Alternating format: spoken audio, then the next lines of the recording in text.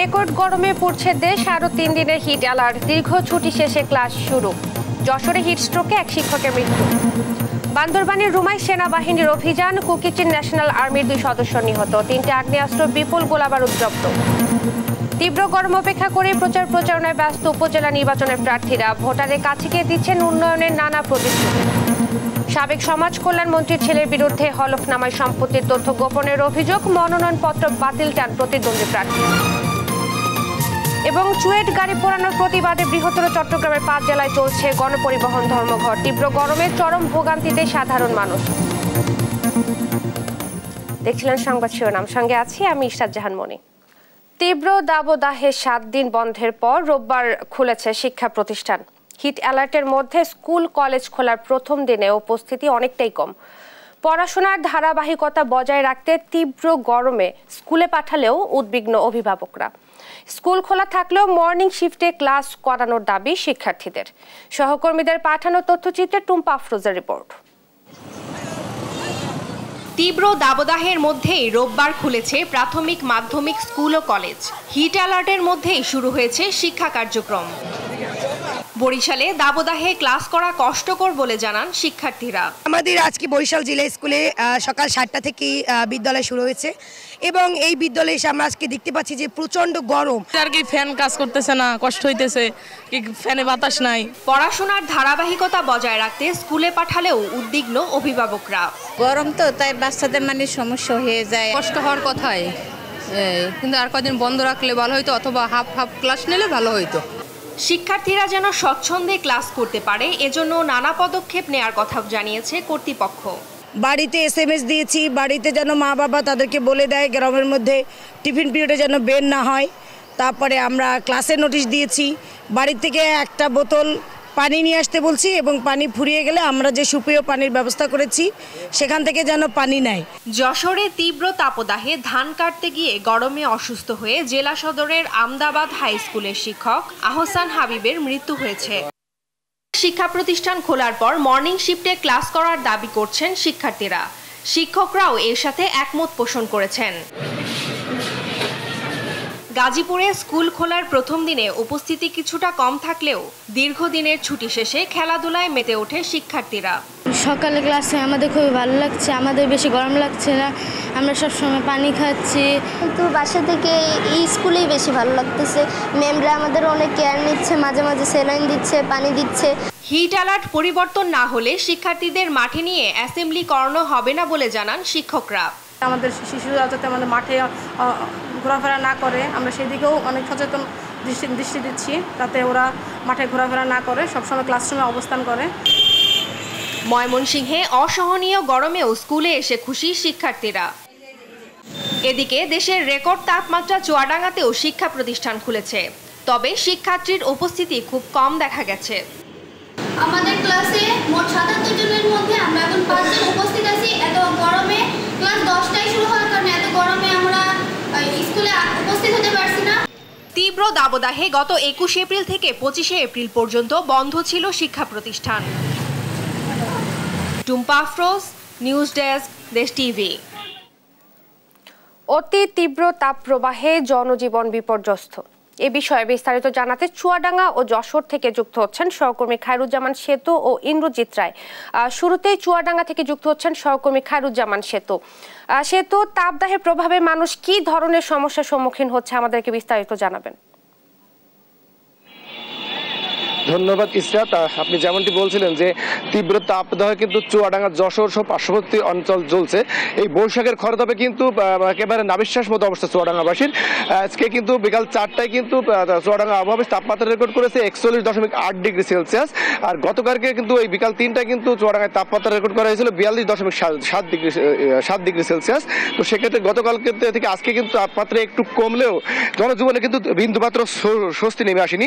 বলা যেতে পারে যে জনজীবনে এক মানে নাবিশ্বাস আর কি। বিশেষ করে খেটে খাওয়া দিনমজুর যারা আছে তারা কিন্তু খুবই বিপক্ষে আছে, কারণ তারা কিন্তু 10টা 11টার পরে কিন্তু বিন্দু মাত্র কাজ করতে পারছে না। যদিও কাজকর্ম করছে তারা কিন্তু ছায়া শীতল জায়গায় দাঁড়িয়ে নিয়ে বিশ্রাম নেওয়ার চেষ্টা করছে। তারপর বিশ্রাম নেওয়ার পরে কিন্তু আর কাজ ওইভাবে করতে পারছে না, কারণ শহরে কিন্তু খুব প্রয়োজন ছাড়া যেহেতু মানুষজন থাকছে না, সেক্ষেত্রে তাদের ভাড়া হচ্ছে না। আর ভাড়া যেহেতু হচ্ছে না, তারা কিন্তু বলা যেতে পারে একেবারে হচ্ছে মানে দুর্বিষহ জীবনের ভিতর আছে। কারণ তারা মানে যারা খেটে খাওয়ার দিন মজুর আছে তারাও কিন্তু চাচ্ছে যে তারা বাইরে থেকে বের হবে না, কিন্তু তাদের তো বের না হয়ে কোনো উপায় নাই। কারণ তারা যদি বের না হয়, তাদের কিন্তু দিন আনতে যেহেতু দিন খায়, সেক্ষেত্রে তাদের কিন্তু মানে একেবারেই মানে সংসার চলবে না। সংসার না চলে তো একেবারে দুর্বিষহ অবস্থার ভিতরে চলছে বলা যেতে পারে। তবে আমি কিন্তু গতকালকেও কিন্তু আমি জানিয়েছি এবং আমাদের সংবাদে প্রচার হচ্ছে, সেটা হচ্ছে কিন্তু গত 21শে এপ্রিল কিন্তু চুয়াডাঙ্গা জেলা প্রশাসন দুর্যোগ ব্যবস্থা কমিটির জরুরি মিটিং আহ্বান করে। ওই মিটিং থেকে কিন্তু জেলা প্রশাসন সংশ্লিষ্ট যে অধিদপ্তর আছে সেই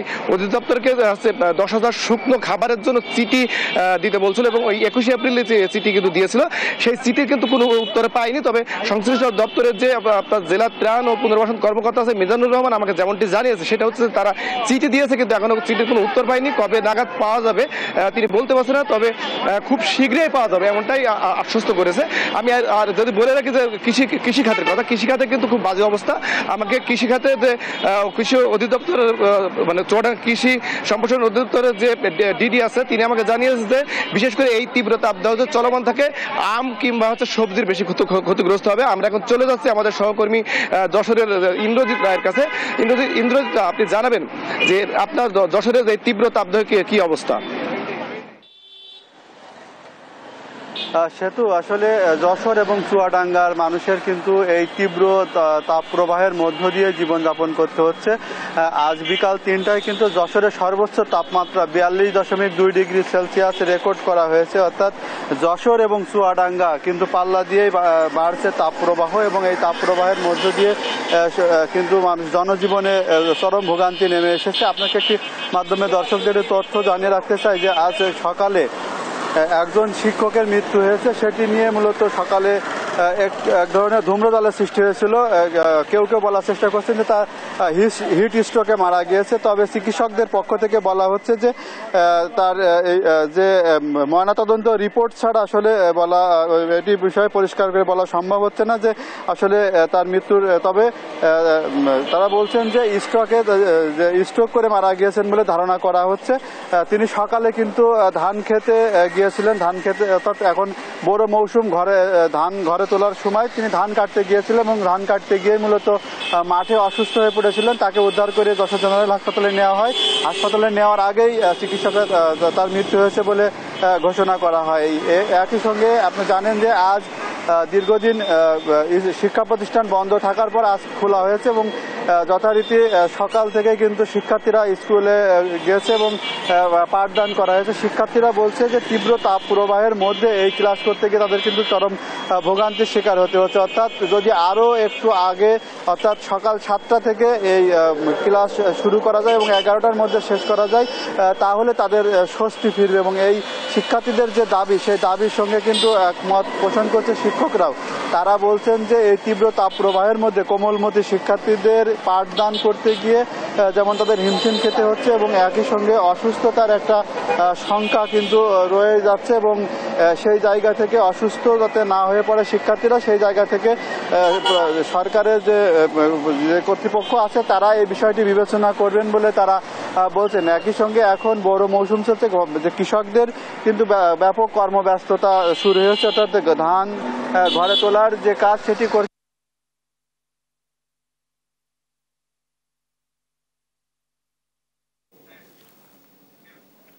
আপনাদেরকে ধন্যবাদ। চুয়াডাঙ্গা ও যশোর থেকে তাপপ্রবাহের খবর জানাচ্ছিলেন সহকর্মীরা। বান্দরবানে সেনাবাহিনীর সঙ্গে কেএনএর সংঘর্ষে কেএনএর 2 সদস্য নিহত হয়েছেন। এই ঘটনায় 2 জনকে আটক করা হয়েছে। পুলিশ জানায় রোববার সকালে রুমা থানচি সীমান্তের বাকলাই এলাকায় দুটি মরদেহ পড়ে থাকতে দেখেন স্থানীয়রা। মরদেহ দুটি কেএনএর পোশাক পরে থাকায় তাদের কেএনএর সদস্য বলে ধারণা করছেন তারা। পরে ঘটনাস্থলে গিয়ে লাশের সুরতহাল করার পর বান্দরবান সদর হাসপাতালের মর্গে পাঠানো হয়। বর্তমানে সেখানে সেনাবাহিনীর নেতৃত্বে যৌথ বাহিনীর তল্লাশি চালাচ্ছে। ঘটনাস্থল থেকে বেশ কিছু অস্ত্র, গুলি ও সন্ত্রাসীদের ব্যবহৃত সরঞ্জাম উদ্ধার করা হয়েছে।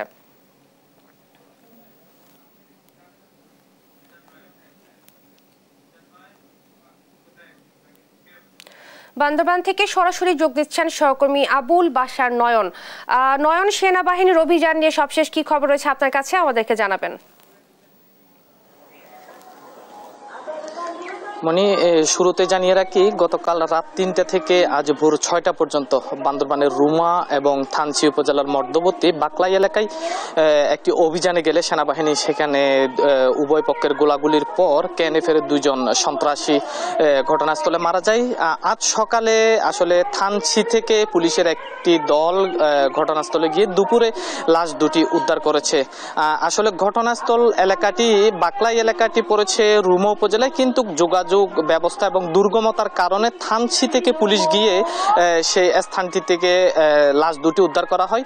এই বাকলাই এলাকাটি বান্দরবান থেকে অন্তত 100 কিলোমিটার দূরে, যার কারণে দূরবর্তী এলাকায় হওয়ায় লাশগুলো এখনো রুমা যে থানচি রয়েছে থানচি হাসপাতালে আনা হয়েছে। বিকেল 3:30টায় থানচি সদর হাসপাতালে আনা হয় একটি জিপ যোগে। পরবর্তী সেখান থেকে বান্দরবান হাসপাতালের মর্গে আনছে এমনটি আমরা জেনেছি। যদি আমি আপনার মাধ্যমে দর্শকদের আরেকটি তথ্য জানিয়ে রাখি, গত 2 তারিখ যে কেএনএফ রুমা এবং থানচিতে সন্ত্রাসী কর্মকাণ্ড চালিয়েছিল, ব্যাংক লুট করেছিল, ব্যাংক ম্যানেজারকে অপহরণ করেছিল, এই ঘটনার পর পাহাড়ে যৌথ অভিযান শুরু করে সেনাবাহিনীর নেতৃত্বে। এই অভিযানের অংশ হিসেবে আসলে রুমা, থানচি এবং রুয়াংছড়িতে যৌথ অভিযান চলছে। ইতিমধ্যে কেএনএফ এর সঙ্গে সংশ্লিষ্টতার অভিযোগে অন্তত 80 জন সদস্যকে আটক করা হয়েছে, যারা এখনো বান্দরবান কারাগারে রয়েছে। এই পর্যন্ত যে যৌথ অভিযান শুরু হয়েছে, যৌথ অভিযানের শুরু থেকে গত মঙ্গলবার একজন কেএনএফের সদস্য মারা গিয়েছিল। গতকাল রাতের ঘটনায় আরো 2 জন, সব মিলিয়ে এই পর্যন্ত 3 জন কেএনএফের সক্রিয় সদস্য মারা গেছে। তাদের পরনে আসলে যে পোশাক ছিল সেটি কেএনএফ অর্থাৎ কুকিচিন ন্যাশনাল আর্মির যে ব্যবহৃত পোশাক, সেই পোশাকের কারণেই ধারণা করা হচ্ছে 3 জনে কেএনএফের সক্রিয় সদস্য। আসলে সব মিলিয়ে রুমা, রুয়াংছড়ি, থানচিতে শান্তি ফিরিয়ে আনার জন্য যৌথ বাহিনীর যে অভিযান, সেই অভিযানটি এখনো চলমান রয়েছে। যে 14টি অস্ত্র খোয়া গিয়েছিল আইন শৃঙ্খলা বাহিনীর, সেই অস্ত্রগুলো উদ্ধারের জন্য এবং শান্তি ফিরিয়ে আনার জন্য এই যৌথ অভিযান চলছে। এই ছিল আমার কাছে বান্দরবান থেকে সর্বশেষ। নয়ন, আপনাকে ধন্যবাদ। বান্দরবান থেকে সেনাবাহিনীর অভিযান নিয়ে সবশেষ খবরাখবর জানাচ্ছিলেন সহকর্মী নয়ন। তীব্র গরম উপেক্ষা করেই প্রচারণায় ব্যস্ত সময় পার করছেন উপজেলা নির্বাচনের চেয়ারম্যান পদপ্রার্থীরা। ভোটারের কাছে গিয়ে দিচ্ছেন উন্নয়নের নানা প্রতিশ্রুতি। পছন্দের প্রতীক নিয়ে জয়ের ব্যাপারে আত্মবিশ্বাসী সবাই। এ লক্ষ্যে নির্বাচন কমিশন প্রথম ধাপে 152 উপজেলায় ভোট গ্রহণের জন্য সব ধরনের প্রস্তুতি শেষ করেছে। আগামী 8 মে অনুষ্ঠিত হবে 6ষ্ঠ উপজেলা পরিষদ নির্বাচনের প্রথম ধাপ। 22 উপজেলায় ভোট হবে ইলেকট্রনিক ভোটিং মেশিনে, বাকিগুলোতে ব্যালট পেপারে ভোট গ্রহণ হবে। বিস্তারিত ডেস্ক রিপোর্টে। তাপদাহ উপেক্ষা করে গণসংযোগে ব্যস্ত সময় পার করছেন উপজেলা নির্বাচনে চেয়ারম্যান প্রার্থীরা। ব্যানার ফেস্টুনে ছেয়ে গেছে নির্বাচনী এলাকা, পাশাপাশি মাইকেও চলছে প্রার্থীদের প্রচারণা। গণসংযোগে ব্যস্ত সময় কাটাচ্ছে নাটোর সদর, নলডাঙ্গা ও সিংড়া উপজেলার প্রার্থীরা। ভোটারদের কাছে টানতে দিচ্ছেন উন্নয়নের নানান প্রতিশ্রুতি।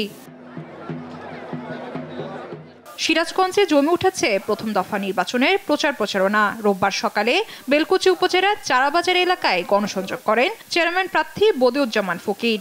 আমি যদি নির্বাচিত হতে পারি, আমাদের এই বেলকুচি হচ্ছে তাঁত শিল্পের এলাকা, এই তাঁত শিল্পটাকে কিভাবে ডেভেলপ করা যায় এটা আমার মাথার ভিতরে সবসময় থাকবে। কুষ্টিয়ায় ভোর থেকে গভীর রাত অবধি গণসংযোগে ব্যস্ত সময় কাটছে চেয়ারম্যান, ভাইস চেয়ারম্যান ও মহিলা ভাইস চেয়ারম্যান প্রার্থীদের। দাবদাহ উপেক্ষা করেই ছুটে বেড়াচ্ছে নির্বাচনী এলাকায়। ময়মনসিংহের ৩ উপজেলায় বিরামহীন প্রচার প্রচারণা চালাচ্ছেন প্রার্থীরা, দিচ্ছেন উন্নয়নের নানান প্রতিশ্রুতি। আগামীর হালুয়াঘাট আলোকিত এবং ডিজিটাল হালুয়াঘাট গড়ার লক্ষ্যে এবং স্মার্ট হালুয়াঘাট গড়ার লক্ষ্যে আমাকে ভোট দিয়ে বিজয় করবেন। নির্বাচনে পেশি শক্তি ব্যবহারের সুযোগ নিয়ে জানিয়ে সব ধরনের প্রস্তুতির কথা জানিয়েছেন নির্বাচন কর্মকর্তা। আমরা ভোটারদেরকে আহ্বান জানাই, আপনারা ঐক্যমুক্ত পরিবেশে ভোট দেবেন, নির্বিঘ্নে নির্ভয়ে ভোট দেবেন, আপনার পছন্দের প্রার্থীকে ভোট দেবেন। এখানে যদি কোনো প্রকার পেশি শক্তি অথবা আচরণবিধি লঙ্ঘন করার চেষ্টা করে তাহলে অবশ্যই সেখানে আমরা আইনগতভাবে ব্যবস্থা নেব। পঞ্চগড়ে তীব্র গরম উপেক্ষা করে ভোটারদের দ্বারে দ্বারে যাচ্ছেন প্রার্থীরা। জয়পুরহাটে প্রচারণায় ব্যস্ত ৩ উপজেলার চেয়ারম্যান পদপ্রার্থীরা। একটি ব্যবস্থা করা হয় সেদিকে আমি লক্ষ্য রেখে। নির্বাচন ঘিরে নোয়াখালীর সুবর্ণচরে জমে উঠেছে প্রচার প্রচারণা। ব্রাহ্মণবাড়িয়া ও নড়াইলেও শান্তিপূর্ণ উৎসবমুখর পরিবেশে গণসংযোগ চালাচ্ছেন প্রার্থীরা।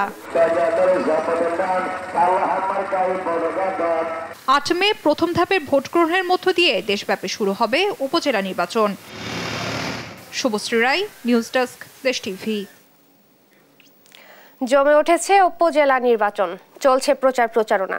এ বিষয়ে বিস্তারিত জানাতে পিরোজপুর থেকে যুক্ত হচ্ছেন সহকর্মী হাসিবুল ইসলাম হাসান ও মানিকগঞ্জ থেকে যুক্ত হচ্ছেন সহকর্মী আব্দুল আলিম। প্রথমে যুক্ত হচ্ছেন পিরোজপুর থেকে হাসান, প্রচারণায় এবার কোন কোন বিষয়গুলোতে বেশি জোর দেওয়া হচ্ছে আমাদেরকে জানাবেন। আপনি জানেন যে ইতিমধ্যে পিরোজপুরের 3টি উপজেলার প্রথম ধাপে নির্বাচনের প্রচারণা চলছে। 6টি উপজেলা পরিষদের নির্বাচনের প্রথম ধাপে পিরোজপুর সদর, ইন্দুরকানী এবং নাজিরপুর উপজেলায় কিন্তু ইতিমধ্যে প্রতীক বরাদ্দের পরপরই প্রচারণা প্রচুর পরিমাণ ব্যস্ত পার করছে প্রার্থীরা, এবং এই প্রচুর পরিমাণে গরম উপেক্ষা করেও তারা কিন্তু প্রচার প্রচারণা চালাচ্ছে। এবং বিশেষ করে প্রচারণায় একটি নতুনত্ব এসেছে এবছর কিন্তু রঙিন পোস্টার এবং লিফলেট, প্লেকার্ড সহ স্টিকার, রঙিন কিছু ব্যবহার করছে প্রার্থীরা। এতে করে মানুষের যেমনটা আকৃষ্ট হচ্ছে, এছাড়া বিভিন্ন রকম গানের মাধ্যমেও কিন্তু তাদের মাইকিং সহ প্রচারণা চালাচ্ছে তাদের প্রার্থীরা। তবে গরম উপেক্ষার পর প্রার্থীরা বলছে যে এই গরম উপেক্ষা করে তারা মানুষের ভোটারদের মন জয় করতে চাচ্ছেন। এবং আমি এখন আছি পিরোজপুর সদরের একজন প্রার্থীর সাথে কথা বলছি যে আপনারা যে এই প্রচারণা চালাচ্ছেন গরম উপেক্ষা করে, প্রার্থীরা কিভাবে সাড়া দিচ্ছেন, আপনি কি চাচ্ছেন? ধন্যবাদ আপনাকে। আসলে প্রচন্ড তাপদাহ, তার ভিতরেও আমাদের মানুষের দুয়ারে দুয়ারে যাচ্ছি আমরা ভোট চাইতে। কারণ হচ্ছে সময় অল্প, আর মাত্র কয়েকটি দিন বাকি আছে। আগামী 8ই মে পিরোজপুর সদর উপজেলা নির্বাচন। উক্ত নির্বাচনে আমি মোহাম্মদ রফিকুল ইসলাম সুমন, আমি ভাইস চেয়ারম্যান ক্যান্ডিডেট। আমার মার্কা হচ্ছে তালা। আমি আমার জয়ের ব্যাপারে 100% আশাবাদী। কারণ হচ্ছে আমি যোগ্যতার বিচারে আমি নিজেকে যোগ্যতার আসনে আমি প্রথমেই রাখতে চাচ্ছি। কারণ হচ্ছে যে কয়েকজন ক্যান্ডিডেট ভাইস চেয়ারম্যান হিসাবে নির্বাচন করতে যাচ্ছে তাদের ভিতরে আমি শিক্ষাগত যোগ্যতা বলেন, পারিবারিক ব্যাকগ্রাউন্ড বলেন বা রাজনৈতিক ব্যাকগ্রাউন্ড বলেন, সব দিক থেকেই আমি নিজেকে যোগ্য মনে করি। সেই হিসাবে আমি পিরোজপুরের সাধারণ জনগণের কাছে আমি বিচারের ভার রাখলাম। আগামী 8 তারিখে আপনারা যোগ্যতার বিচারে আপনারা সঠিক সিদ্ধান্ত নেবেন এবং এই সমাজকে মাদক মুক্ত করতে আমাকে সহযোগিতা করবেন, এই সমাজকে সন্ত্রাস মুক্ত করতে আমাকে সহযোগিতা করবেন। আমার মার্কা তালা মার্কায় আপনার মূল্যবান, আপনাদের পিরোজপুরের সাধারণ জনগণের উদ্দেশ্যে বলছি, আপনারা আমার তালা মার্কায় আপনাদের মূল্যবান আমানতটি দিবেন। ইনশাআল্লাহ আমি কথা দিচ্ছি আপনাদের আমানতের খেয়ানত আমার মাধ্যমে কখনো হবে না। মূলত হচ্ছে যে পিরোজপুর প্রথম ধাপের 6টি নির্বাচনের যে প্রথম ধাপ, সেই ধাপটি ইভিএম এর মাধ্যমে 3টি উপজেলায় ভোটটা সম্পন্ন করা হবে। এছাড়াও পিরোজপুরের যে অন্য 2টি উপজেলায় আছে কাউখালী এবং শরৎপুরে 2য় ধাপে এবং মঠবাড়ি ও 3য় ধাপে কিন্তু ইতিমধ্যে নির্বাচন অনুষ্ঠিত হবে। এবং 2য় ধাপের নির্বাচনের ইতিমধ্যে তাদের মনোনয়নপত্র জমা দান এবং আজকে যাচাই বাছাই এবং 3য় ধাপের যে নির্বাচন ছিল ভান্ডারিয়া এবং মঠবাড়ি উপজেলা, সেখানেও কিন্তু মনোনয়নপত্র ইতিমধ্যে দাখিল হয়েছে। মূলত এই ছিল পিরোজপুর থেকে আমার কাছে সর্বশেষ উপজেলা নির্বাচনের প্রচারণার। আমি এখন চলে যাচ্ছি আমাদের সহকর্মী মানিকগঞ্জে আলিমের কাছে। আলিম, মূলত মানিকগঞ্জের যেখানে নির্বাচনী প্রচারণা কিভাবে কি চলছে আমাদের কিন্তু বিস্তারিত জানান।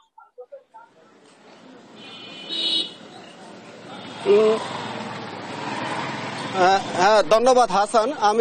আমরা শুনছিলাম যে পিরোজপুরের নির্বাচনী উপজেলা পরিষদ নির্বাচনী প্রচার প্রচারের খবর, এখন মানিকগঞ্জের নির্বাচনী প্রচার প্রচারের খবর যদি বলতে হয় তাহলে বলতে হয় মানিকগঞ্জে যে ৬ষ্ঠ উপজেলা পরিষদ নির্বাচনের আগামী ৮ই মে ভোট গ্রহণ হবে হরিরামপুর উপজেলা এবং সিংগার উপজেলায়। তো এই দুই উপজেলায় কিন্তু ইতিমধ্যে প্রার্থীরা প্রতীকের বরাদ পেয়ে কিন্তু প্রচার প্রচারণায় মাঠের পরে নেমেছে এবং এই তীব্র গরম উপেক্ষা করে কিন্তু প্রচার প্রচারণা জমে উঠেছে।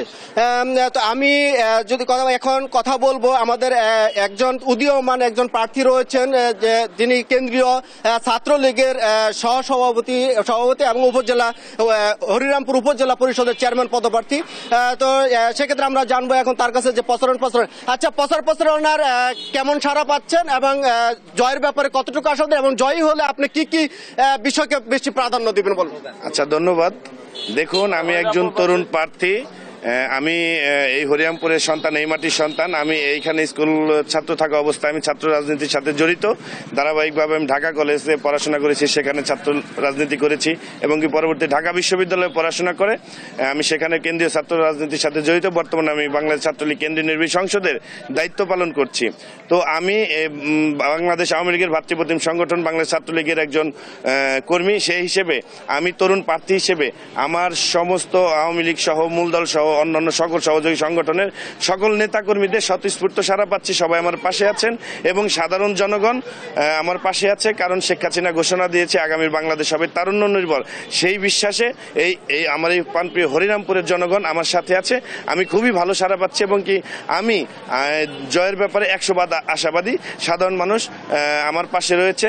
আপনি জানেন এই হরিরামপুর উপজেলা এই ঢাকার অতি নিকটবর্তী একটি উপজেলা।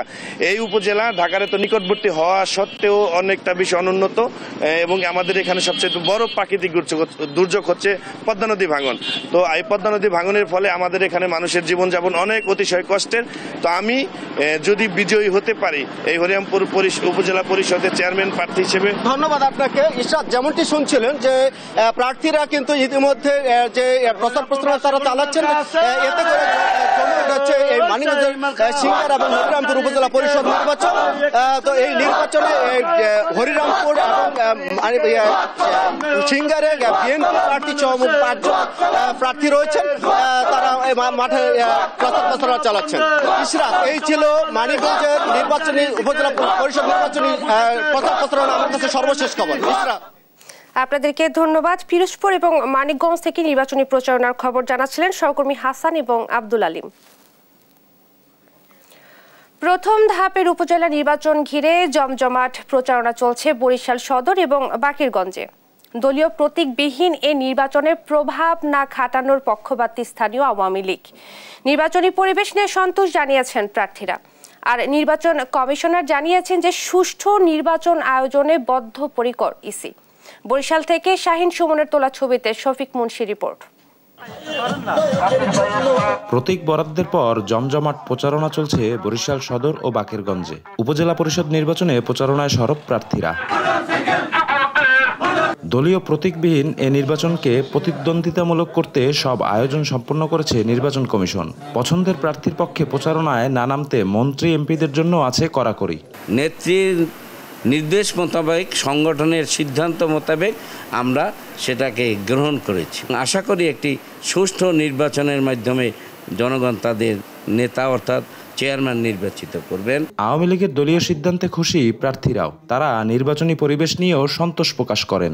জনপ্রতিনিধিরা যেরকম করে মাঠে এখন, তা দেখে মনে হচ্ছে যে নির্বাচন সুষ্ঠু হবে। জয়ের ব্যাপারে 100% আশাবাদী। সবাই নির্বাচন করবে, জনগণ মানুষ যাকে ভোট দেয় সেই নির্বাচিত হবে। যাকে আপনারা ভালোবাসেন, যার মাধ্যমে এই সমাজের উন্নয়ন হবে, এই উপজেলার উন্নয়ন হবে, তাকেই আপনারা ভোট দেবেন। ভোট সুষ্ঠু করতে সব আয়োজন সম্পন্ন করেছে কমিশন, বললেন এই নির্বাচন কমিশনার।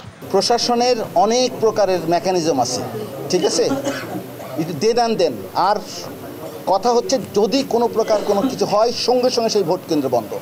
1টা 2টা 5টা তো সব বন্ধ হয়ে যাবে, প্রয়োজনে আমরা আবার করব। বরিশাল সদর উপজেলায় চেয়ারম্যান পদে 5, ভাইস চেয়ারম্যান পদে 4 এবং মহিলা ভাইস চেয়ারম্যান পদে 3 জন প্রতিদ্বন্দ্বিতা করছেন। আর বাকেরগঞ্জে চেয়ারম্যান পদে 4, ভাইস চেয়ারম্যান পদে 3 এবং মহিলা ভাইস চেয়ারম্যান পদে 2 জন নেমেছেন ভোটের লড়াইয়ে। এই 2 উপজেলায় ভোট হবে 8ই মে। শফিক মুন্সি, দেশ টিভি, বরিশাল। দেশ জনপদ সংবাদে আরো থাকছে।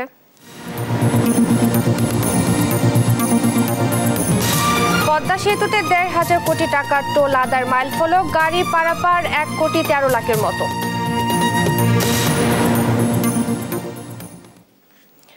গৃহায়ন, গণপূর্ত ও অর্থ মন্ত্রণালয়ের সাবেক যুগ্ম সচিব আব্দুল আজিজের দ্বিতীয় মৃত্যুবার্ষিকী আজ। মরহুমের মাগফিরাত কামনায় তার নিজ বাড়ি কুমিল্লার মুরাদনগরের চাপিতলায় আয়োজন করা হয় দোয়া মাহফিল ও কুলখানির। এতে অংশ নেন ৩৯টি মসজিদ, মাদ্রাসা ও এতিমখানার শিশু, মুসল্লি ও স্থানীয় মানুষ। তারা মরহুম আব্দুল আজিজের বর্ণাঢ্য জীবন, মানবিক গুণাবলী ও সমাজ কল্যাণমূলক কর্মকাণ্ড স্মৃতিচারণ করেন। কুমিল্লা থেকে সুমন কবিরের প্রতিবেদন, জানাচ্ছেন শুভশ্রী রায়। গৃহায়ন ও গণপূর্ত এবং অর্থ মন্ত্রণালয়ের সাবেক যুগ্ম সচিব আব্দুল আজিজ তার দ্বিতীয় মৃত্যুবার্ষিকী উপলক্ষে কুমিল্লার মুরাদনগরে চাপিতলার নিজ বাড়িতে আয়োজন করা হয় মিলাদ মাহফিল কুলখানির। মরহুমের মাগফিরাত কামনায় কোরআন তেলাওয়াতের মাধ্যমে শুরু হয় কুলখানির আনুষ্ঠানিকতা। এতে অংশ নেন বিভিন্ন মাদ্রাসার ২৫০ হাফেজ। বাদ জোহর মরহুম আব্দুল আজিজের কবরের পাশে মিলাদ মাহফিল ও মোনাজাতে দোয়া করেন মুরাদনগরের ৩৯টি মসজিদ, মাদ্রাসা ও এতিমখানার শিশু, মুসল্লি ও স্থানীয় মানুষ। মরহুমের বর্ণাঢ্য জীবন, মানবিক গুণাবলী এবং সমাজসেবায় অনুকরণীয় দৃষ্টান্তের স্মরণ করেন কুলখানিতে আসা অতিথিরা। এতটা মানবিক, এতটা সুখময় এবং প্রশান্তির একটি বর্ণাঢ্য জীবন ছিল, যেটা তিনি আসলে এই এলাকার জন্য একটি ইতিহাস তৈরি করে দিয়েছেন। জয়েন্ট সেক্রেটারি বাংলাদেশ চাপিতলা ইউনিয়নের অনেক উন্নয়ন কাজ করেছেন, যে ইউনিয়নবাসী ওনার কাছে আজীবন কৃতজ্ঞ। একই সঙ্গে স্থানীয় মসজিদ, মাদ্রাসা ও শিক্ষা প্রতিষ্ঠানের উন্নয়নে তার সুযোগ্য সন্তান দেশ টিভির ব্যবস্থাপনা পরিচালক আরিফ হাসানের অবদানের কথাও তুলে ধরেন স্থানীয় মানুষ। ও ছিল মানবিক, সেও এরকম একজন মানবিক দানবীর হইতেছে। আমরা দোয়া করি তার জন্য, যে আরো আগাইতে পারে, তার বাবার নাম দিয়ে রাখতে পারে। আজিজ সাহেবের ছেলে আরিফ সাহেব, ওনায় আমাদের চাপিতলা একটি বড় একটি মসজিদ করবে। আমরা শুনে সবাই খুশি, যাতে মসজিদের ১,০০০ লোকের নামাজ হবে। আমরা চাপিতলা একটা গৌরব। পরে মধ্যাহ্নভোজে অংশ নেন বিভিন্ন ওয়ার্ডে ১৫০ সহস্রাধিক মানুষ। নিউজ ডেস্ক, দেশ টিভি। ধুলাবালি ও শব্দ দূষণে কানে কম শোনা, শ্বাসকষ্ট সহ বিভিন্ন রোগে ভুগছেন নাটোরের ট্রাফিক পুলিশ সদস্যরা। পাশাপাশি ট্রাফিক আইন লঙ্ঘনের পরও প্রভাবশালীদের দাপটে সড়কে শৃঙ্খলা বজায় রাখা চ্যালেঞ্জ হয়ে দাঁড়িয়েছে। সবাইকে সহযোগী মনোভাব দেখানো ও সচেতনতা বাড়ানোর তাগিদ সংশ্লিষ্টদের। নাটোর থেকে সহকর্মী তারিকুল ইসলামের তথ্য ছবিতে ডেস্ক রিপোর্ট। সড়কে শৃঙ্খলা বজায় রাখতে রোদ বৃষ্টি মাথায় নিয়ে নিরলস দায়িত্ব পালন করেন ট্রাফিক পুলিশের সদস্যরা। যখন ঘামে যায়, যখন চোখ দিয়ে এসে যায়, পানি এসে যায়, লবণাক্ত পানি এসে যায়, তখন আমাদের খুব কষ্ট হয়। শহরকে যানজটমুক্ত সড়ক নিরাপদ রাখতে গিয়ে নিজেদের স্বাস্থ্য হুমকির মুখে। অনেক ট্রাফিক পুলিশ সদস্যই ভুগছেন কানে কম শোনা, চোখে ঝাপসা দেখা, শ্বাসকষ্ট ও ব্যাক পেইনের সমস্যায়। এটা দেখা যাচ্ছে যে আমাদের বয়সের প্রেক্ষিতে একটা সময় মেরুদণ্ডের সমস্যা হয়, বা পায়ের গোড়ালি বা হাঁটুর সমস্যা হয়। এই ট্রাফিক ডিভিশনে কাজ করার বাবদ তারা নানান সমস্যার সম্মুখীন হয়। চাকরি শেষ পর্যায়ে যে তারা কানে দেখা যায় কানের প্রবলেম হয়, ধুলাবালির কারণে শ্বাসকষ্টজনিত বিভিন্ন সমস্যায় ভোগে। এছাড়াও প্রভাবশালীদের দাপটে সড়কের শৃঙ্খলা বজায় রাখা কঠিন হয়ে উঠেছে বলে জানান ট্রাফিক কর্মকর্তারা। তারা বলেন, অধিকাংশ চালকেরই নেই লাইসেন্স, রেজিস্ট্রেশন ও ফিটনেসবিহীন গাড়িতে সড়ক সয়লাভ আটকালেই ফোন চলে আসে প্রভাবশালী মহল থেকে। রোডের নিয়ম কানুন সে জানে না, যেখানে সেখানে হর্ন বাজায়, সিগন্যাল দিলেও সিগন্যাল ভাইলেশন করে, আমাদের কথা মানতে চায় না। কাগজবিহীন গাড়ি সিগন্যাল দিয়ে দেখা যায় কাগজ নাই, গাড়ি এসে একটা ফোন ধরে দেয়, কথা বলেন। সে কার সাথে কথা বলবো, ভাই বা আমার সিনিয়র কোনো অফিসার বা কোনো পার্লামেন্ট মেম্বার হতে পারে, কিন্তু সেটা বলেন কথা বলেন, বলে শুধু কথা বলেন। ট্রাফিক কর্মকর্তারা বলছেন, শুধু আইন প্রয়োগ করে এসব সমস্যার সমাধান সম্ভব নয়, দরকার সবার সহযোগিতা, সতর্কতা ও সচেতনতা। আমরাও চেষ্টা করি যে সবাই যেন অযথা হর্ন না বাজায়। আসলে সচেতনতা বেশি দরকার, আইন প্রয়োগের চেয়ে বেশি আমার মনে হয় যে মানুষ যেন নিজ থেকে মানে। নিউজ ডেস্ক, দেশ টিভি। তীব্র দাবদাহে রংপুরের হাড়ি ভাঙা আম নিয়ে দুশ্চিন্তার ভাঁজ চাষিদের কপালে। শুকিয়ে যাচ্ছে মুকুল, ঝরে যাচ্ছে আমের গুটি। বিশেষজ্ঞরা বলছেন মুকুলি ও আমের গুটি রক্ষা করতে না পারলে বড় ধরনের হোঁচট খাবে এই অঞ্চলের অর্থনীতি। রংপুর থেকে সহকর্মী রফিকুল ইসলামের তথ্য, ছবিতে ডেস্ক রিপোর্ট। চলতি বছর রংপুরে প্রায় ২৫০০ হেক্টর জমিতে আমের আবাদ হয়েছে। স্বপ্ন ছিল বাম্পার ফলনের, কিন্তু চাষি ও বাগান মালিকদের সেই আশায় পড়েছে ভাটা। অসময়ে শিলাবৃষ্টি, দাবদাহ ও পোকার আক্রমণে মুকুল ও আমের গুটি ঝরে যাওয়ায় চরম হতাশায় কাটছে তাদের দিন। ওষুধ কোম্পানিরা কাজ করে সেটাই আমাদের খালি বলে, আর যায় যেটা মানে আমাদের আম ঝরিয়ে যাচ্ছে ওদেরকে কোনো লক্ষ্য নাই। ভালোভাবে পরামর্শ দেবে এটা তারা তদারকি সেভাবে করতেছে না। এমন দুর্ঘটনার ওষুধপাতি দিয়েছি, বহু টাকা পয়সা আমার ক্ষয়ক্ষতি। এবার যে কী করব আমি নিজেই বলতে পারতেছি না। মনটা এবার খুবই খারাপ। ৫-৭ টাকা ডালত আম এসে এবার আম একটা হরি। এমন পরিস্থিতির জন্য কৃষি বিভাগ দোষ চাপাচ্ছে চাষিদের ওপর। আর ফসল রক্ষা করতে না পারলে অর্থনীতির ধারাবাহিকতা রক্ষা চ্যালেঞ্জ মনে করছেন অর্থনীতিবিদরা। কৃষকদের দক্ষতার কারণে হয়তোবা কোনো বাগানের আমের পরিমাণের কম বেশি হতে পারে। কৃষকদের এই আম চাষে প্রযুক্তিগত সহায়তা দিয়ে যাচ্ছি। উৎপাদন কম হওয়ার কারণে এটা যেহেতু আমাদের সাপ্লাই কম হবে, সুতরাং আমরা দেশের চাহিদা মিটিয়ে আমরা বাইরে যদি রপ্তানি করতে চাই তাহলে আমরা সেভাবে রপ্তানি করতে পারবো না। সরকারি সহযোগিতা পেলে এই পরিস্থিতি থেকে উত্তরণ সম্ভব বলে মনে করছেন বিশেষজ্ঞরা। আমি মনে করি যে এটি একটি আমূল পরিবর্তন আনবে রংপুর এলাকায় এবং একটি বাংলাদেশের টেকসই উন্নয়নে এবং জাতীয় অর্থনীতিতে এটি গুরুত্বপূর্ণ ভূমিকা রাখবে। এই আম সম্প্রতি জিআই পণ্যের স্বীকৃতি পাওয়া হাড়িভাঙা আমের ফলন রক্ষায় সরকার ও সংশ্লিষ্টরা উদ্যোগী হবেন, এমনটাই প্রত্যাশা স্থানীয়দের। নিউজ ডেস্ক, দেশ টিভি। পদ্মা সেতুতে ১৫০০ কোটি টাকা টোল আদায়ের মাইলফলক। সেতু কর্তৃপক্ষ জানায় দেশের বৃহত্তম ওই সেতু চালু হওয়ার পর থেকে ২৭ এপ্রিল পর্যন্ত সেতুর উভয় প্রান্ত দিয়ে যানবাহন পারাপার হয়েছে ১,১২,৯১,০৯৫টি। এর মধ্যে মাওয়া প্রান্ত দিয়ে পারাপার হয়েছে ৫৬,০০১,২৩২টি। অপরদিকে জাজিরা প্রান্ত থেকে যানবাহন পারাপার হয়েছে ৫৬,৮৯,৮৬৩টি। এতে ১,৫০২,৬২,১৫,৯০০ টাকা টোল আদায় হয়েছে। বিষয়টি নিশ্চিত করেন পদ্মা সেতু সাইট অফিসের অতিরিক্ত পরিচালক আমিরুল হায়দার চৌধুরী।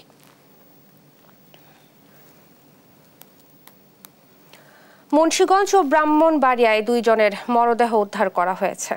রোববার মুন্সিগঞ্জের গজারিয়ায় নিখোঁজের ২ দিন পর মেঘনা নদী থেকে বিল্লাল হোসেন নামে এক যুবকের মরদেহ উদ্ধার করা হয়। পুলিশ জানায় বিল্লাল পেশায় ছিলেন জেলে। শুক্রবার সন্ধ্যায় মাছ শিকার করতে বের হয়ে আর ফেরেননি। এছাড়া ব্রাহ্মণবাড়িয়ার বিজয়নগরে ভারতীয় সীমান্তবর্তী বিল থেকে আব্বাস ভুইয়া নামে এক কৃষকের মরদেহ উদ্ধার করেছে পুলিশ। শনিবার রাতে তার মরদেহ উদ্ধার করা হয়। ধারণা করা হচ্ছে পূর্ব বিরোধের জেরে এই হত্যাকাণ্ড ঘটতে পারে। এই ঘটনায় থানায় হত্যা মামলা দায়ের করেছেন নিহতের স্ত্রী।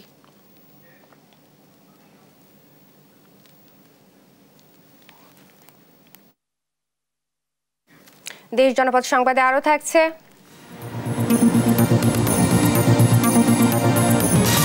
তীব্র দাবদাহে রংপুরের হাড়িভাঙা আম নিয়ে দুশ্চিন্তায় চাষিরা। শুকিয়ে যাচ্ছে মুকুল, ঝরে যাচ্ছে আমের গুটি।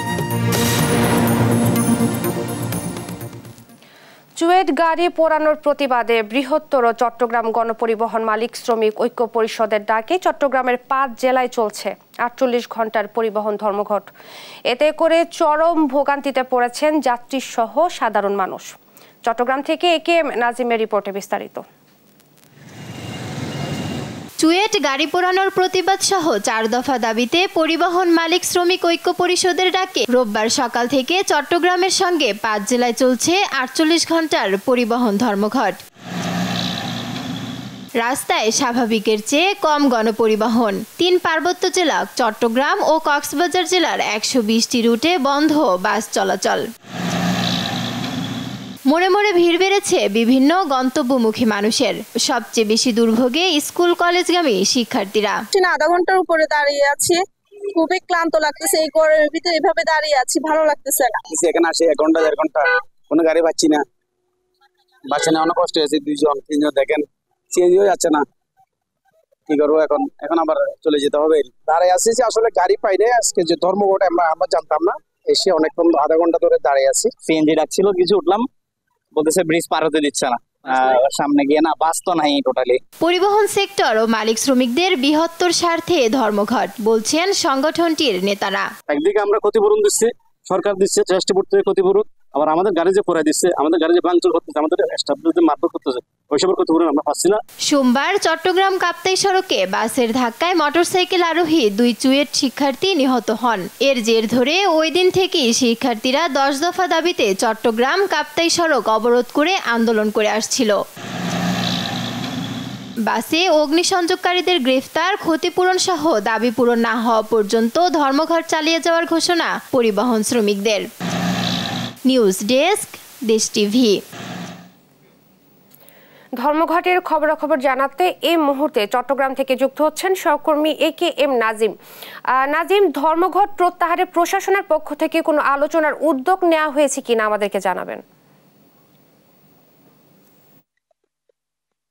জি, আপনি যেমনটা বলছেন যে পরিবহন শ্রমিকদের 4 দফা দাবিতে যে 48 ঘন্টার ধর্মঘট চলছে, সেটির বিষয় নিয়ে আজ বিকাল 3:30টায় চট্টগ্রাম জেলা প্রশাসক কার্যালয়ে একটি বৈঠক শুরু হয়েছে। আমরা রয়েছি জেলা প্রশাসক কার্যালয়ের সামনে, ভিতরে বৈঠক চলছে। বৈঠকে জেলা প্রশাসক আবুল বাশার মোহাম্মদ চট্টোপাধ্যায় এবং পরিবহন শ্রমিকদের বিভিন্ন মালিক এবং পরিবহন শ্রমিক যারা রয়েছে তাদের নেতারাও বৈঠকে উপস্থিত রয়েছে। ইতিমধ্যে বৈঠক চলছে। বৈঠকে পরিবহন শ্রমিক যেসব দাবি দেওয়া, সেসব দাবি দেওয়ার বিষয়ে জেলা প্রশাসক কথা বলছেন এবং জেলা প্রশাসক তাদেরকে আশ্বস্ত করছেন তাদের যে দাবি দেওয়া সেগুলো পূরণ করবেন তারা ধর্মঘট প্রত্যাহার পর্যন্ত। তবে এখনো কোনো সিদ্ধান্ত হয়নি যে ধর্মঘট প্রত্যাহার করা হবে কিনা, সেই বিষয়ে এখনো জেলা প্রশাসক কার্যালয়ে পরিবহন শ্রমিক নেতাদের সাথে এবং মালিকদের সাথে বৈঠক চলছে। এদিকে এই পরিবহন ধর্মঘটের কারণে চরম ভোগান্তির মধ্যে পড়ছেন চট্টগ্রামের মানুষ। বিশেষ করে বৃহত্তর চট্টগ্রামের 5টি জেলার মধ্যে খাগড়াছড়ি, রাঙ্গামাটি, বান্দরবান, কক্সবাজার এইসব রোডের 120টি সড়কে যান চলাচল বন্ধ রয়েছে। সেগুলোর কারণে আসলে ভোগান্তি চরম পর্যায়ে পৌঁছে গেছে। কারণ পরিবহন নেতারা বলছেন তারা যে ক্ষতিগ্রস্ত হয়েছেন, বিশেষ করে চুয়েটের আন্দোলনের কারণে তাদের 3টি বাস পোড়ানো হয়েছে এবং 1টি বাস ভাঙচুর করা হয়েছে। ওই কাপ্তাই সড়কে সামানত পরিবহন এবং এবি ট্রাভেলসের কোনো বাস চলাচল করতে দেওয়া হচ্ছে না। এইসব বিষয়ে 4 দফা দাবিতে আজ সকাল 6টা থেকে আগামী 48 ঘন্টার অবরোধ ডেকেছিল পরিবহন নেতারা। সেই বিষয় নিয়ে এখনো জেলা প্রশাসক কার্যালয়ে পরিবহন মালিক সমিতির নেতা এবং শ্রমিকদের সাথে বৈঠক করছেন জেলা প্রশাসক। এই ছিল ধর্মঘট নিয়ে আমার কাছে থাকা সর্বশেষ। নাজিম, আপনাকে ধন্যবাদ। চট্টগ্রাম থেকে ধর্মঘটের খবর জানাচ্ছিলেন সহকর্মী AKM নাজিম। দলীয় সিদ্ধান্ত উপেক্ষা করে লালমনিরহাটের কালীগঞ্জ উপজেলা নির্বাচনের চেয়ারম্যান প্রার্থী লালমনিরহাট 2 আসনের এমপি সাবেক সমাজ কল্যাণ মন্ত্রী নুরুজ্জামান আহমেদের ছেলে রাকিবুজ্জামান আহমেদের বিরুদ্ধে হলফনামায় সম্পত্তির তথ্য গোপনের অভিযোগ তুলেছেন প্রতিদ্বন্দ্বী প্রার্থী এমপির ভাই মাহবুবুজ্জামান আহমেদ। হলফনামায় 1,66,00,000 টাকা সম্পত্তির তথ্য গোপন করেছেন এমন অভিযোগ এনে রাকিবুজ্জামানের মনোনয়নপত্র বাতিলের দাবি তুলেছেন মাহবুবুজ্জামান আহমেদ। লালমনিরহাট থেকে জামাল বাদশার তথ্যচিত্রের ডেস্ক রিপোর্ট। দলীয় সিদ্ধান্ত উপেক্ষা করে উপজেলা পরিষদ নির্বাচনে চেয়ারম্যান পদে প্রার্থী হয়েছেন লালমনিরহাট 2 আসনের এমপি সাবেক সমাজ কল্যাণ মন্ত্রী নুরুজ্জামান আহমেদের ছেলে রাকিবুজ্জামান আহমেদ। এমপি পুত্রের বিরুদ্ধে হলফনামায় সম্পত্তির তথ্য গোপনের অভিযোগ তুলেছেন প্রতিদ্বন্দ্বী প্রার্থী এমপির ছোট ভাই মাহবুবুজ্জামান আহমেদ। লালমনিরহাটের কালীগঞ্জ উপজেলা পরিষদ নির্বাচনে চেয়ারম্যান পদপ্রার্থী এমপি পুত্র রাকিবুজ্জামান আহমেদ হলফনামায় প্রায় 1,66,00,000 টাকার সম্পত্তির তথ্য গোপন করেছেন বলে অভিযোগ তুলেছেন প্রতিদ্বন্দ্বী প্রার্থী চাচা মাহবুবুজ্জামান আহমেদ। ভাতিজার মনোনয়নপত্র বাতিলের দাবিতে এমন তথ্য উল্লেখ করে জেলা রিটার্নিং কর্মকর্তার নিকট লিখিত অভিযোগ করেন তিনি। তবে অভিযোগের শুনানি শেষে রাকিবুজ্জামানের মনোনয়ন বৈধ ঘোষণা করে জেলা রিটার্নিং কর্মকর্তা। জনাব মোহাম্মদ রাকিবুজ্জামান তিনি যে তথ্য এখানে জমা দিয়েছেন এবং যে চাকরিটি বৈধকে নিয়েছেন এবং সেটা যেহেতু আমাদের শিক্ষা মন্ত্রণালয় কর্তৃক গৃহীত হয়েছে, এইসব কিছু এবং আপনাদের অভিযোগ তাদের জবাব শুনানি শেষে তার যে মনোনয়নপত্র এটাকে গ্রহণ করা হয়। রাকিবুজ্জামান আহমেদ সরকারি কলেজের প্রভাষক হিসেবে নেওয়া বেতনের তথ্য গোপন করেছেন বলে দাবি চাচা মাহবুবুজ্জামান আহমেদের। এছাড়া রাকিবুজ্জামানের মোট জমির পরিমাণ 42.23 একর হলেও তিনি হলফনামায় 16.65 একর জমির বিবরণ দিয়েছেন। তিনি হলফনামায় 1 বছরের সরকারি কলেজের প্রভাষক পদে বেতন বাবদ 3,34,324 টাকা উত্তোলন করিয়াছেন, যা প্রার্থী তার হলফনামায় উল্লেখ করেন নাই। তার মোট সম্পদ হল 42.23 একর। তন্মধ্যে প্রার্থী 16.65 একর জমির বিবরণ উল্লেখ করেন। অবশিষ্ট 25.58 একর জমি যাহার মূল্য 1,46,85,000 টাকা, যা প্রার্থী তার দাখিলকৃত হলফনামায় উল্লেখ করেন না। আর হলফনামায় মিথ্যা তথ্য উপস্থাপন করা হয়নি দাবি করলেও এ বিষয়ে ক্যামেরার সামনে কথা বলতে রাজি হয়নি এমপি পুত্র রাকিবুজ্জামান আহমেদ। কালীগঞ্জ উপজেলা পরিষদ নির্বাচনে চেয়ারম্যান পদে 3 জন, ভাইস চেয়ারম্যান পদে 5 জন ও মহিলা ভাইস চেয়ারম্যান পদে 2 জন প্রার্থী মনোনয়নপত্র দাখিল করেছেন। এ উপজেলায় ভোট গ্রহণ অনুষ্ঠিত হবে আগামী 21 মে। নিউজ ডেস্ক, দেশ টিভি। বাগেরহাটের কচুয়ায় তরমুজের বাম্পার ফলন হয়েছে। অনুকূল আবহাওয়া ও আকারে বড় হওয়ায় চাষিরা দামও পাচ্ছেন ভালো। বাগেরহাট প্রতিনিধি এস সোহানের তথ্য ছবিতে ডেস্ক রিপোর্ট। যতদূর চোখ যায় মাঠ জুড়ে শুধু তরমুজ। কচুয়া উপজেলা মঘিয়া ইউনিয়নের চর সোনাকুর মাঠের চিত্র এটি। এবার প্রতি একর জমিতে 1,500-এর বেশি তরমুজ হয়েছে। প্রতিটির আকার হয়েছে 5 থেকে 20 কেজি পর্যন্ত। প্রতি একর জমিতে তরমুজ চাষে ব্যয় হয়েছে 25,000 থেকে 50,000 টাকা, আর বিক্রি হয়েছে 1.5 থেকে 2.5 লাখ টাকা। মাত্র 3 মাসে লক্ষাধিক টাকা লাভে খুশি চাষিরা। আমার 1 লক্ষ টাকা খরচ হয়েছে। ইনশাল্লাহ এবছর তরমুজের চাষ ভালো হয়েছে, ফলনও ভালো হয়েছে। বড় তরমুজ হয়েছে। আমার 3 লক্ষ টাকা খরচ হয়েছে 10 বিঘা জমিতে।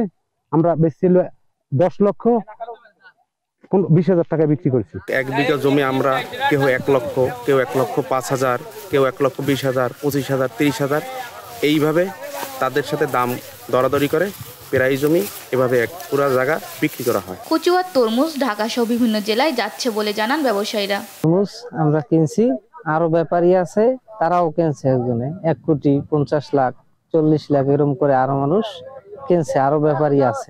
এইটা আমরা বিক্রি করি নানান মোকামে, যেমন ঢাকাতে যাত্রাবাড়ি, কারণ বাজার, গাজীপুর, মিরপুর, গাউসিয়া। শুরু থেকে কৃষি বিভাগ চাষিদের পরামর্শ দিয়েছে বলে জানান কর্মকর্তারা।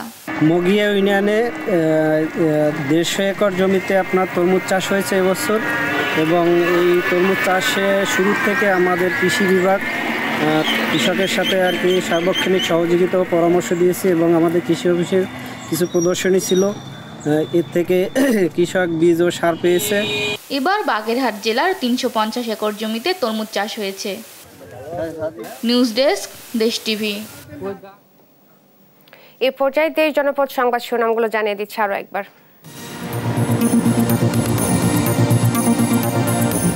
এপ্রিলে রেকর্ড গরমে পড়ছে দেশ, আরো 3 দিনের হিট অ্যালার্ট। দীর্ঘ ছুটি শেষে ক্লাস শুরু, যশোরে হিট স্ট্রোকে 1 শিক্ষকের মৃত্যু। বান্দরবানের রোমাই সেনাবাহিনীর অভিযানে কুকিচিন ন্যাশনাল আর্মির 2 সদস্য নিহত, 3টি আগ্নেয়াস্ত্র, বিপুল গোলাবারুদ জব্দ। তীব্র গরম উপেক্ষা করে প্রচারণায় ব্যস্ত উপজেলা নির্বাচনের প্রার্থীরা ভোটারের কাছে গিয়ে দিচ্ছেন উন্নয়নের নানা প্রতিশ্রুতি। সাবেক সমাজ কল্যাণ মন্ত্রীর ছেলের বিরুদ্ধে হলফনামায় সম্পত্তির তথ্য গোপনের অভিযোগ, মনোনয়নপত্র বাতিল চান প্রতিদ্বন্দ্বী প্রার্থী। চুয়েট গাড়ি পোড়ানোর প্রতিবাদে বৃহত্তর চট্টগ্রামের 5 জেলায় চলছে গণপরিবহন ধর্মঘট, তীব্র গরমে চরম ভোগান্তিতে সাধারণ মানুষ। এই ছিল এখনকার দেশ জনপদ সংবাদ। পরের বুলেটিন দেখার আমন্ত্রণ রইল। এছাড়া দেশ টিভির সর্বশেষ সব খবর পেতে ভিজিট করুন www.desh.tv। ফেসবুকে আমাদের সঙ্গে যুক্ত থাকুন দেশ টিভি অথবা দেশ টেলিভিশন পেজে। এছাড়াও সর্বশেষ সব ভিডিও পেতে ইউটিউবে আমাদের হ্যান্ডেল @দেশ টেলিভিশন অথবা @দেশ টিভি নিউজ লিখে সার্চ করুন। ধন্যবাদ সবাইকে।